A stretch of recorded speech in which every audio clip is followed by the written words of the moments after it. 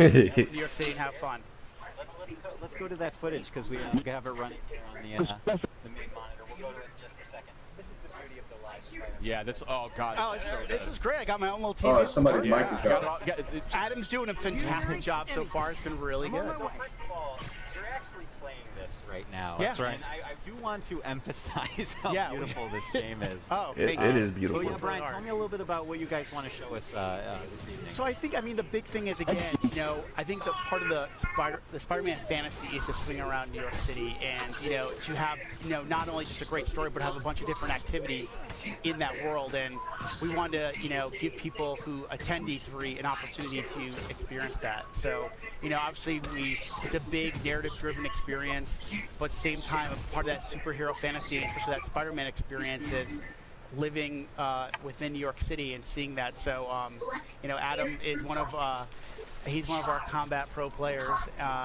He's a combat designer, and again, he's just showing off some really awesome stuff that as you get better with the game, obviously, we wanted to have him pick up a play field, but at the same time, have a level of mastery and to really show off the improvisation that we've really been talking about a lot since we announced the game. I'm digging this, like sticking dudes to walls and to the floor and stuff. That looks really. Hold up, I might have to mute you for a second. The thing that's been really fun in these last, I would say last 6 months since we got back from the holiday break was every week I feel like I'll take the game home or I'll be playing one night and then I'll come in and say, wow, guys, This is I didn't know you could do ridiculous. that. So I think there's a lot of that, there's that sandbox nature to it as well. So, I mean, obviously you can, we have, we teach mechanics, but we want you to experiment with, his acrobatics, Stupid, I'm muting myself. his gadgets, his suit powers.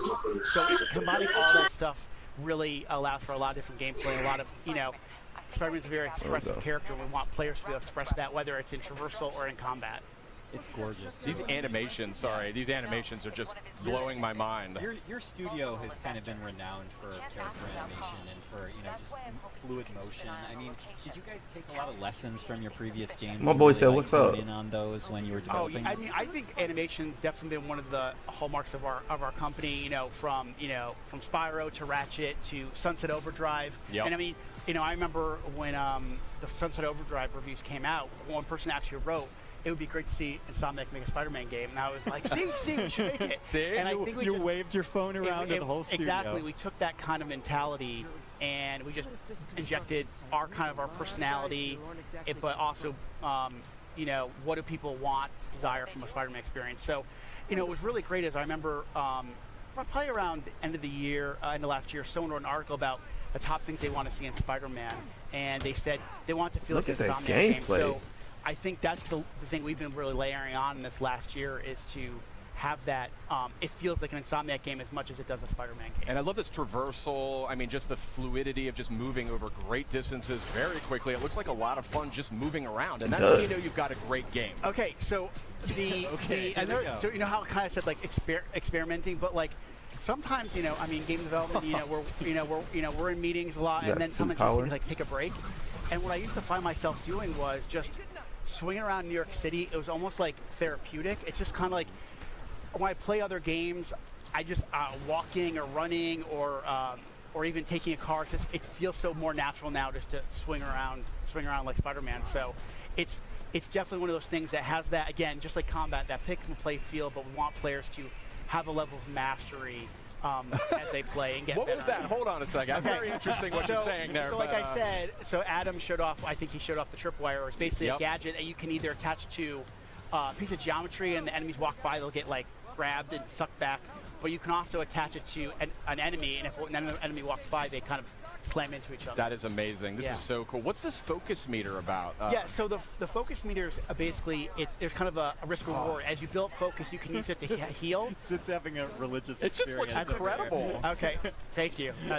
The team works really, really hard on it. Really, really hard. Clearly. And the idea is the focus is kind of a way to, it's a risk reward. Like I said, you can either heal yourself or you can kind of, if you fill up the bar a certain way, you can actually pull off a finishing move. So, as you play the game, you can kind of say, well, do I want to maybe heal myself real quick, or do I want to wait for that really extravagant move to kind of take the guy out instantly? Got it. Brian, a question for you is, obviously Spidey has, with his experience being under the mask for so many years now, Yep, in 8 your years. story, Yeah. 8 years, Thank you. You got to be precise. I got it. One of the first questions I get is like, is it an origin story? I'm like, no. That was No, like he's after we experienced. decided that the webs were definitely attached to the buildings, we decided it's not going to be an origin story. But you know, back to the combat. I mean, Spidey's experience. He has access to a lot of different techniques and technologies. How do you balance out his experience with the fact that you don't want to overwhelm It is him lit. with options, right? You want to make it approachable. You know, I assume. really that comes down to our combat team, our traversal team. What's like, up, your our internet standard working design, again? And really going, okay, you know, kind of handing that stuff out over the course of the game. You know, finding those right spots where you kind of, okay, we're going to teach you how to punch and how to kick and how to punch guys up in the air and use your webs. But then we layer on things like gadgets and then the suits and the suit powers. And it's kind of giving over time. If we just, you know, one thing with something like E3, you know, we want you to feel great, right? But there's a lot to learn really quickly. So it just, you know, normal course development, we kind of find those spots in the game. This where whole it makes thing most was sense to use lit. those mechanics. And then as the game goes on, we want you to master those because the game's only going to get harder. Yeah, absolutely. Sid, That's what do you great. think? I gotta say, this game is Beautiful, looking right? absolutely gorgeous. This is, I mean, this is just, I mean, it was looking spectacular to begin with, but this is on a totally different level.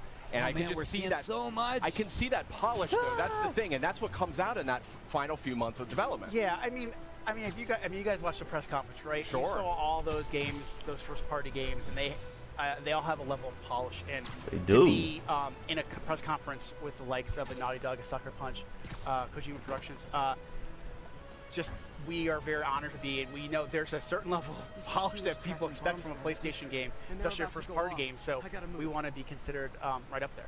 Well, And not to mention also from the Marvel, you know, Marvel Of fans course. expect to have that perfect experience. of course. May I just ask real quickly, you know, as we're starting to wind down here, from a personal perspective, I mean, what's it like for you and for the team to be able to kind of look up at the big screen and see your game after all that time and all that work? I'm known as a crier, so it takes a lot for me not to get choked up. Like right now, they're playing the theme song to the game in the background as we're sitting here, Oh, and yeah.